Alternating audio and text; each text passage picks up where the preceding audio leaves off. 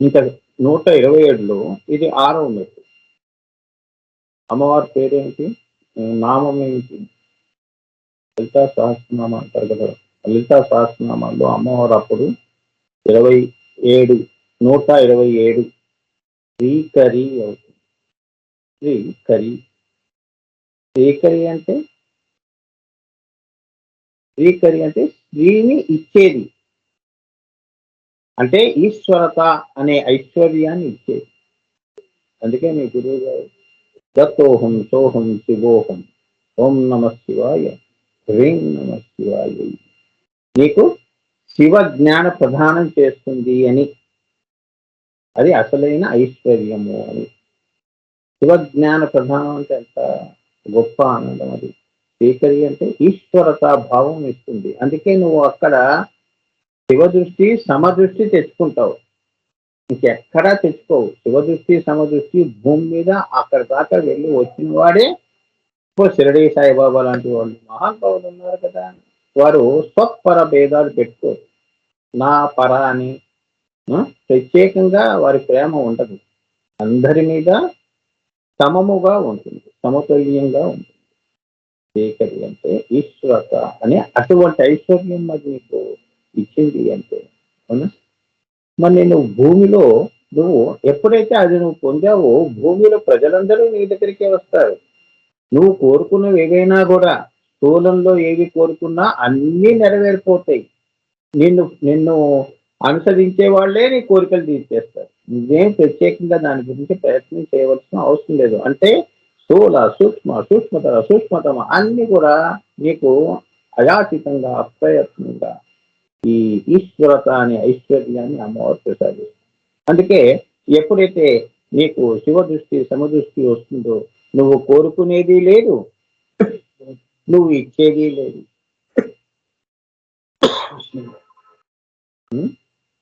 నువ్వెందుకు కోరుకుంటావు అంత గొప్ప స్థితికి నువ్వు వెళ్ళిన దానివి? నీకెందుకు కింద వస్తువులు? కోరుకోవు కదా! చిన్నపిల్లల ఆటల వస్తువులతో ఆడుకుంటావా? ఆడుకో. ఒకప్పుడు ఆడానండి ఇప్పుడు ఎందుకు మరి? అవునా? ఒకప్పుడు ఆ వస్తువే ప్రపంచం అయింది. ఇప్పుడు ఆ ప్రపంచాన్నే వదిలేసావు. అవునా? ఇప్పుడు చాలా మంది ఇళ్లలో వాళ్ళ చిన్నప్పుడు ఆడుకున్న వస్తువులు దాచుకుంటారు. కానీ దాంతో ఆడుకుంటారా? ఒక జ్ఞాపకంగా పెట్టుకుంటారంతే. సో జాగృతిక సంపదలకు లెక్కే లేదు. ఇప్పుడే చెప్పాను కదా! నువ్వు అటువంటి ఈశ్వరత అనే ఐశ్వర్యాన్ని పొందిన వాడివి నువ్వు కింద నువ్వు కోరుకుంటే ఏముంది? అటువంటి సంపదలకి లెక్కే లేదు. ఇంత అంత అని కాదు. ప్రపంచంలో నీ అంత ఐశ్వర్యవంతుడు ఎవరు లేరని. అవునా? అంతే కదా! అది ఎలా వస్తుంది స్వామి అంటే, అవును నువ్వు షిరిడి సాయిబాబా ఒకప్పుడు ఫకీర్ అయినప్పుడు తర్వాత ఆయన ఉన్నప్పుడు ఆయన పోయిన తర్వాత కూడా మరి ఆయన సెకండ్ రిచెస్ట్ గాడ్. ఆయన సంపద నువ్వు సంపద లెక్క పెట్టగలుగుతావా? లెక్కే లేదు. అంత ధనాన్ని ప్రజలు ఆయనకి సమర్పించారు. చూసారా? ఐశ్వర్యం అంటే అది. ఇదే దృష్టిలో పెట్టుకొని శివపార్వతుల కథ కూడా పురాణాల్లో చెప్పారు.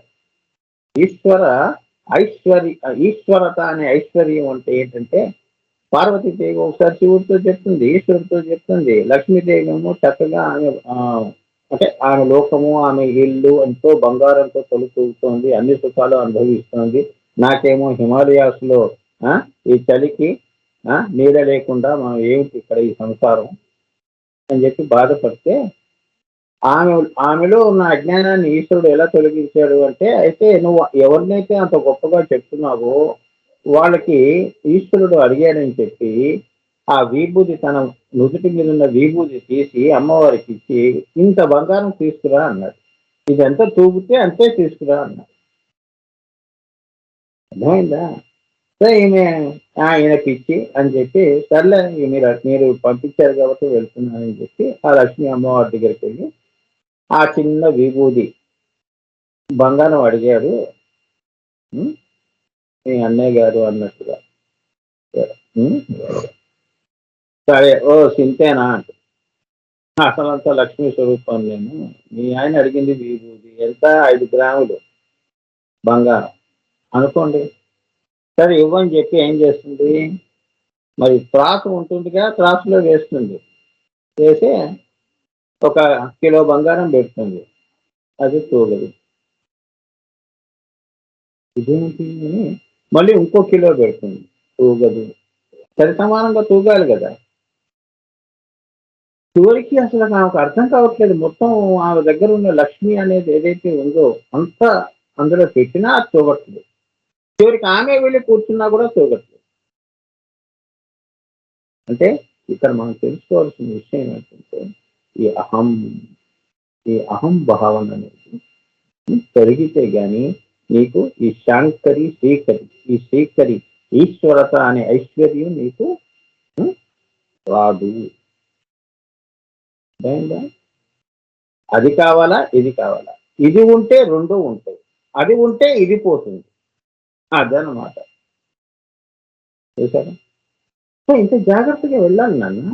యోగా మార్గంలో వెళ్ళటం ఇప్పుడు మనం బయటికి స్థూలంగా బయటికి వెళ్తున్నామంటే ఎంత జాగ్రత్తగా వెళ్తాం. మినిమమ్ జాగ్రత్త అయితే తీసుకుంటాం కదా! చెప్పులేసుకుంటాం. వాన పడితే గొడుగు తీసుకుంటాం.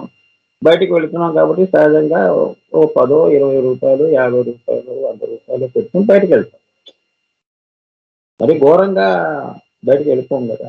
సో, అటువంటి జాగ్రత్తలన్నీ కూడా యోగా మార్గంలో నువ్వు తీసుకుంటే అవన్నీ నీ గురువులు చెప్తారు కాబట్టి నువ్వు నిశ్చింతగా ఉండొచ్చు.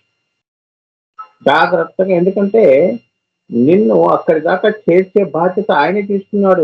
నువ్వు తీసుకోవటం కాదు. అదే గురువు యొక్క అనుగ్రహం అంటే. ఆయన ఆయన నీకు జీవితంలో రాకపోదు ఎంతో కష్టపడ్డావు. మరి ఆయన వచ్చేది అంటే నీ పని సగానికి సగం చేసి ఆయన చేసి సగం నిన్ను చేయమంటాడు. అదనమాట. నీతో పాటు ఈక్వల్‌గా సమానంగా ఆయన కూడా కష్టపడతాడు. అసలైన గురువు. సో, ఆమె ఇవ్వలేనిది ఏదీ లేదు. ఈ శ్రీకరి అనే అమ్మవారు ఇవ్వలేనిది ఏదీ లేదు అంటున్నాడు. అంటే ఏంటంటే కిందది కోరుకుంటే కిందది ఇస్తుంది. అమ్మా శ్రీకరి తల్లి శాంభవి విద్యలో నేను ఇక్కడి దాకా యోగా చేసుకుంటూ, క్రియాయోగం చేసుకుంటూ నేను ఇక్కడి దాకా వచ్చాను గురువుల యొక్క అనుగ్రహంతో. నా గురువు భూలోకంలో ఎక్కడున్నాడో ఆయన పేరు తీసుకొని ఆయనకి నమస్కారం చేస్తూ వారి కృపా విశేషాలు ఇవన్నీ అని చెప్పి నువ్వు ఉం? కిందవి కోరుకోకుండా పైనవి అది అంతే కదా శాస్త్రారకములు ద్వాదశాంతాలు లలితాస్థితి పరికల్ప నిర్వికల్ప సమాధి ఆ దృష్టి శివ దృష్టి పైన ఉంటుంది కాబట్టి అవి కోరుకున్న అవి కూడా నీకు ఇస్తుంది. నీకు కిందవి కావాలా పైకి కావాలా అనే అడిగే స్థితి అది. సో నీకు మనోలయం అయిపోయింది కాబట్టి కింద దృష్టి ఉండదు కాబట్టి ఉం? నీకు అప్రయత్నంగానే అమ్మవారు ఇంకొక నామంలోకి ఇంకొక స్థితిలోకి పంపించారు. అదే నీ అసలైన ఐశ్వర్యం. నువ్వు ఎదుగుతున్నప్పటికీ నువ్వు పొందుతున్నదే ఐశ్వర్యం. అర్థమైందా? సో నిజమైన శ్రీ విద్యోపాసకుడు నిష్కామ పూజ చేస్తాడు. అందుకే ఇక్కడ ఎప్పుడు కూడా కామ్య పూజలు చేయకూడదు. ఏదో మనసులో సంకల్పం పెట్టుకొని గురువు గారి దగ్గర ఉం, క్రియాయోగం నేర్చుకున్న తర్వాత ఆ యొక్క కామ్య పూజలు పెట్టుకొని చేస్తే అవరోధాలు అంటే ఏంటంటే అక్కడ వెళ్ళినప్పుడు నువ్వు నీ కింద దృష్టి వచ్చినప్పుడు కింద సుఖాలే పోతాయి. కిందకే వస్తాయి. అంటే మనోలయం అయిన వాళ్ళు నిష్కామ పూజ చేసిన వాళ్ళు మనోలయం అవుతుంది కాబట్టి వాళ్ళ కింద దృష్టి ఉండదు కాబట్టి వాళ్ళందరూ కూడా బిందు స్థితికి చేరుకుంటారు. మిగతా వాళ్ళు ఒక స్థితికి ఎదిగి మళ్ళీ కిందకి వస్తారు. అర్థమైందా? వారు పోయిన తర్వాత వాళ్ళు జీవన్ముక్తులు అది వేరే విషయం. కానీ అసలైన లయం అనేది అమ్మవారు ఇవ్వదు అని అదే చేస్తుంది. నిజమైన శ్రీ విద్యోపాసకుడు నిష్కామ పూజ చేస్తాడు. కామ్యాన్ని సంకల్పించాడు. ఆ స్థితిలో శ్రీకరి స్థితిలో వాడెప్పుడు కామ్యాన్ని అది బహిర్యాగానికే పరిమితం అని తెలుసుకుంటాడు. అది కేవలం బహిర్యాగంలోనే ఏదైనా కోరుకోవాలి. అవునా? బహిర్యాగం పూజల్లో సంకల్పం చేసి గుళ్ళల్లో మనం చేయించుకుంటాం కదా ఆయురారోగ్యాల గురించి కానీ ఐశ్వర్యాల గురించి కానీ ఈతి బాధలు కానీ ఏముంటే అది సంకల్పం చేసి తొలగించుకోవచ్చు కానీ ఇక్కడ అది జరగదు. సో అది బహిర్యాగానికే పరిమితం కాబట్టి 3 లిప్తాలు ఆజ్ఞలో నిలిచిన సుషుష్మ కాంతి శ్రీచక్రమే మెరుస్తుంది. ఎప్పుడైతే నీవు ఇవన్నీ తెలుసుకొని అక్కడ నీ ఆత్మ 3 లిప్తాల కాలం పాటు అంటే 3 సార్లు కన్ను మూసి కన్ను తెరిచేంత వరకు నువ్వు శ్రీచక్రమే మెరుస్తూ ఉంటుంది. అక్కడ సుషుష్మ నిలిచిన సుషుష్మ కాంతి, అమ్మవారి కాంతి అంటే నీ యొక్క కాంతి శ్రీచక్ర రూపంలో కనిపిస్తూ ఉంటుంది. నీకు ఆ దర్శనం చేస్తావు. నీలోంచి వస్తున్న కాంతి శ్రీచక్రంలో మెరుస్తూ ఉంటుంది. కాంతి అంటే నువ్వే అలా మెరుస్తావు అని, శ్రీచక్ర ఆకృతిలో నువ్వు వస్తావు. అంటే వాడు ఎంత బిందువు నుంచి భూపురాజు రేఖల వరకు ఎన్ని రహస్యాలు రామ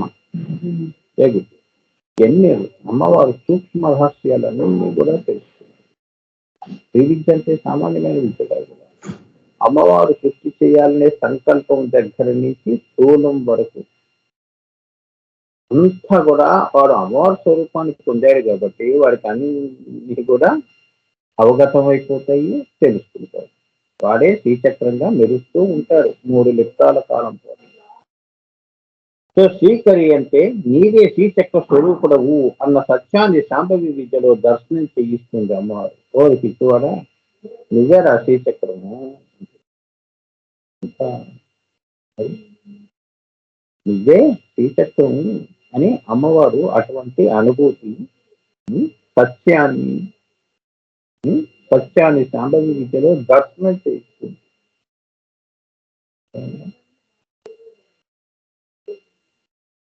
ఆ శ్రీమాత ఇప్పుడు నువ్వు మరి ఆ శ్రీచక్ర దర్శనం నువ్వు చేసిన వాడివి కాబట్టి, నువ్వే శ్రీచక్ర స్వరూపుడివి కాబట్టి నువ్వు ఎన్ని దాటావు. వర్ణమాల, రశ్మిమాల, మణిమాల దర్శనాల తర్వాత శ్రీచక్ర స్వరూపినిగా అవుతుంది. ముందు యోగంలో నువ్వు అక్షరాలు వర్ణమాలలు చూస్తావు, అవునా? శ్రీచక్రంలో మన మూలాధారంలో వర్ణాలు ఏమిటి? ఈ వర్ణాలన్నీ దర్శనం అవుతాయి కదా నువ్వు క్రియాయోగం చేస్తున్నప్పుడు, అవుతాయి. వర్ణమాలలు అక్షరాలు అన్ని మెరుస్తూ ఉంటాయి. ఇప్పుడు మూలాధారంలో ఆ అక్షరాలన్నీ అక్కడ మెరుపు. అలానే రశ్మిమాల, సూర్య రశ్మి అంటారు కదా, ఇందులోంచి ఈ యొక్క పెటల్స్ లోంచి వస్తున్న రశ్మిని కూడా దర్శనం చేస్తారు. సూర్యుడి నుంచి రశ్మి ఎలా వస్తుంది? రశ్మిమాల అది దర్శనం చేసుకున్న తర్వాత మణిమాల, మణులు చూస్తావు. ఈ అక్షరాలే మణులుగా మెరుస్తూ ఉంటాయి. దాని తర్వాత వచ్చేది ఈ శ్రీచక్ర దర్శనం.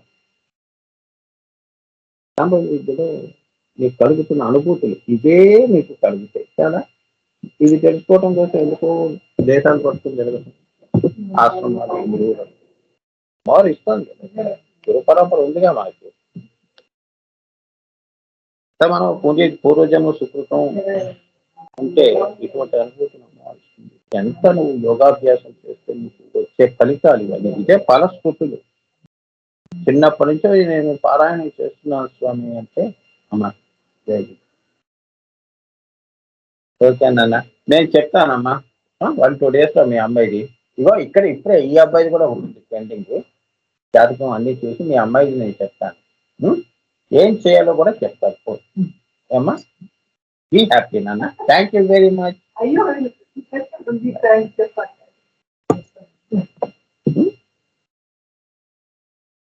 సో వర్ణమాల, రశ్మిమాల, మణిమాల దర్శనాల తర్వాత శ్రీచక్ర స్వరూపినిగా అవుతుంది. ఇది అంతర్యాగ రహోయాగ రహస్యం. ఇది బయట అంతర్యాగ రహోయాగ రహస్యము అంటే ఏంటంటే మీరు ఎందరితో మీరు సంభాషించిన, ఎందరితో మీరు మాట్లాడినా, ఎందరు గురువు అంటే అందరూ బయట వెతుక్కునే వాళ్ళకి ఇవి దొరకవు. ఈ విద్య శాంభవి విద్య దొరకదురా. ఇది అంతర్యాగ రహోయాగాలు చేసిన వాళ్ళకే తెలుస్తుంది. బహిర్యాగాలు చేసే వాళ్ళకి తెలియదు. వాడికి మణిమాల కనిపించింది అంటే ఏమిటి అక్షరాలు ఎలా కనిపిస్తున్నాయి మనుల్లా అంటాడు. వాడికి తెలియదు. శాంభవి విద్య పరిజ్ఞానం శ్రీచక్ర స్వరూపంగా ఉండాలి ఆ స్థితి, అవునా? ఇలా వెళుతున్నప్పుడు ఓహో ఇది అంతా కూడా శ్రీచక్రంలో ఇవన్నీ ఇలా ఉంటుంది, ఈ నాదము ఇలా ఉంటుంది, పరాపస్థితి మధ్యమ వైఖరి ఇలా ఉంటుంది. ఎలా ఉంటుంది? నాదం పరా పశ్యంతి మధ్యమ వైఖరులు ఎలా ఉంటాయి అంటే వర్ణమాల, రశ్మిమాల, మణిమాల, తర్వాత జ్యోతి అమ్మవారు పరంజ్యోతి. ఇప్పుడు మణిమాల అంటే మణులు, అలానే వర్ణమాల అంటే వర్ణం అంటే ఏంటి అక్షరాలు ఇవేమవుతున్నాయి వెంటనే రశ్మిమాల అవుతుంది. నువ్వు క్రియాయోగం చేస్తున్నప్పుడు ఈ అక్షరాలు ఇంకా నీకు కనిపించవు, దాని రశ్మి కనిపిస్తుంది, వెలుగు కాంతి. అది పోయి మళ్ళీ ఇంకేమవుతుంది మణులుగా మెరుస్తున్నాయి. దాని తర్వాత వచ్చేదే ఈ యొక్క మూడో కన్ను పైన కింద నుంచి వచ్చావు కదా, ఈ మూడు దాటి త్రిపుటి దాటడం అంటే అది సూర్యంలో నీకు ఈ ఈ శ్రీకరి అనే అమ్మవారు నిన్ను శ్రీచక్ర స్వరూపంగా నిలబెడుతుంది. నువ్వే ఈ శ్రీచక్రంగా పిచ్చివాడ. ఇది అంతర్యాగ రహోయాగ రహస్యం. ఈ దర్శనం అయితేనే మహాయాగానికి అర్హతను అమ్మవారు ప్రసాదించినట్లు గుర్తించాలి. లేదు అంటే అక్కడ ఆపేస్తుంది, శ్రీకరి దగ్గర ఆపేస్తుంది. అంటే జీవన్ముక్త. మరి అక్కడి నుంచి ఏంటి పరిస్థితి అంటే జనలోక తపోలోక ఇట్లా వాడు మళ్ళీ అక్కడి నుంచి వాడు మహాయాగ క్రమంగా ఇంకా కింద అవసరం లేదు, వాడికి జీవన్ముక్తులు కదా. పై విద్య చేసుకుంటూ ఎప్పుడూ వాడు ఒక్కొక్క లోకాన్ని దాటుకుంటూ ఆ బిందువులో లయాన్ని పొందుతాడు అని దాని యొక్క అంతరార్థం. అర్థమైందా? అంతేకాని మరి వాడి పరిస్థితి ఏమిటి త్రిశంకు స్వర్గంలా అన్నట్టుగా కాదు. త్రిశంకు స్వర్గం ఏం కాదు, వాడు అక్కడ లోకంలో మళ్ళీ ఆ తపోలోకాలు వాడు మళ్ళీ అక్కడి నుంచి ఆ గురువు కృప ఉంటుంది కదా, ఆ గురు కృపతో వాడు మళ్ళీ ఆ లోకాన్ని 7 లోకాలు కదా, సత్యలోకం వరకు కష్టపడి అక్కడి నుంచి వాడు బిందువులోకి వెళ్ళిపోతాడు. అంతేగాని కిందకి వస్తాడని కాదు అర్థం. మనం వస్తాం అంటే మనం అంటే సామాన్య మానవుడికి తెలియని వాళ్ళు అసలు ముందు వాడు మూలాధారం నుంచి మణిపురం దాకా వస్తేనే సామీప్యం. అది రమ్మని చెప్పండి, తర్వాత ఈ రశ్మిమాల మణిమాల గురించి మాట్లాడదాం. అవునా? నేను చిన్నపిల్లలు అంటుంటాను డాక్టర్ అయితే నేను కోట్లు సంపాదిస్తాను. ముందు నీ వరకు నువ్వు సంపాదించుకోరా, ముందు డాక్టరేట్ చూపించు అంటాను. అట్లా. సో ఇది సాంబవి విద్యలో 6వ మెట్టు. 6 మెట్లు చెప్పారు. ఇది స్థితులు అన్న, మెట్లు అంటే స్థితులు. అంటే ఇక్కడ నువ్వు తెలుసుకోవాల్సిన విషయం ఏంటంటే లలితా సహస్రనామంలోనే ఎంత క్రియ నిష్క్రియాలు దాచిపెట్టబడున్నాయో చూడండి. అదే మరి సముద్ర గర్భంలో అగాధము జలనిధిలో ఆణిముత్యాలు ఉన్నట్టే ఇంతవరకు నీ యోగం అక్కడ దాకా వెళితే నీకు ఇటువంటి ముత్యాలు దొరుకుతాయి, ఆణిముత్యాలు దొరుకుతాయి.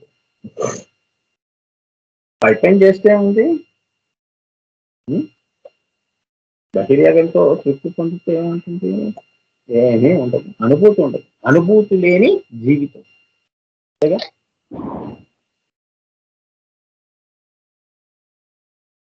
ఇప్పుడు అమ్మవారు ఇక్కడి నుంచి ఏమవుతుంది, పైకి ఎలా వెళ్తుందో చూడండి, ఎంత అందంగా వెళ్తుందో. మందగమనం అమ్మవారు